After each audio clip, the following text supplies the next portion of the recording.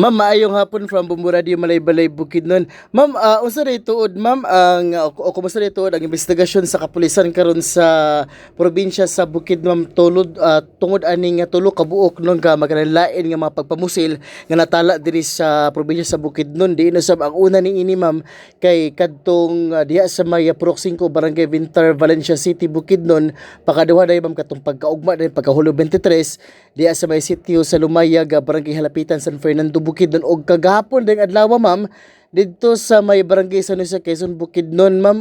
How was the investigation nito ni ini ma'am? Yes sir, no, sa ato ang investigasyon sa ato ang sa Valencia City sir, dito ang atong shooting incident nato sa Barangay Vintar. Actually sir, na-identify na nato ang perpetrator sir, and filing of charges na ang ato ang ginabuhat, prepare na ta para sa ato ang kaso which is murder sir. With regard to sa ato ang San Fernando sir nga shooting incident, identify man nato kinsa ang gapag-file nato o kinsa tong suspetsado. Preparing na pud ta sir for filing of cases which is murder gihapon sir. Sa atong Quezon, which is po nga ato ang shooting incident, actually sir naanatay person of interest, duha kamo katong person of interest, and kamulo na pud ta og verify sa ato ang mga witnesses no kay naanatay person of interest niya ni atuwa lang at atuwa lang sang tawag nito i-verify ang information nga ginahatag sa atong witness.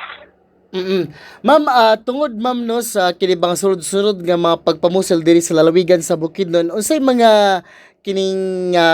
gibuhat karon or kanang buhaton pa sa kapulisan aron kala mapalig-on ma'am ang police visibility iyon sa bapugngan ang susama nga insidente ma'am? Yes sir, no, with regard sa ato ang preventive side sa itong mga shooting incident o mga insidente nga nalitabo diri sa probinsya sa Bukidnon, doon na tayo mga lakang perahas ani ato ang i-intensify nato kaning upland vacancy o kaning pag confiscate pod sa atong mga illegal firearms. Napod kay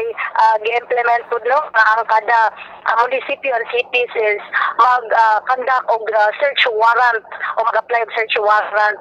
with regard in respect to 10591 o kaning Same time sir no ato mga intelligence operative ato ang gipanlihok na napod kay mga lakang og monitoring sa kung sa paman ang mga dunay illegal nga pusil nga gipanggunitan sa ato ang deployment sir na atay gi-adjust nato strategically ang ato ang mga deployment as such para ma-prevent nato no